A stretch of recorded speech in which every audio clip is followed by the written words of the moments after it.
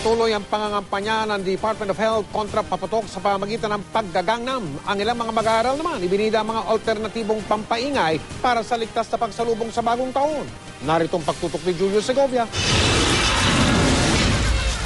Dumagundong ang covered court ng Cubao Elementary School nang sabay-sabay na itinakas ng may 1,000 mag-aaral ang kanilang mga improvised noisemaker na yari sa recycled materials.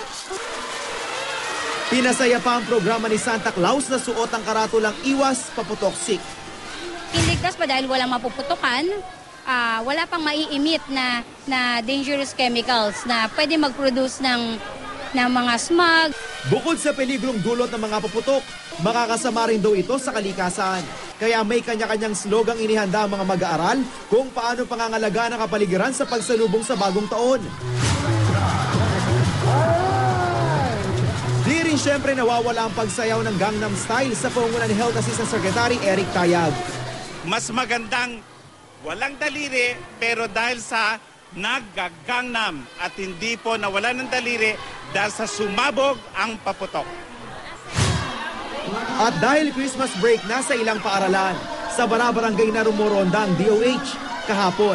Binisita ng DOH ang barangay Gagalangin sa Tondo, Maynila para ipaalalang dapat maging ligtas ang pagsalubong sa bagong taon. Gagamit na lang po ng tarotot para hindi po maputukan sa kamay ng mga paputok. Magsasayaw na lang para hindi maputukan ng kamay. Julio Segovia, nakatutok 24 oras.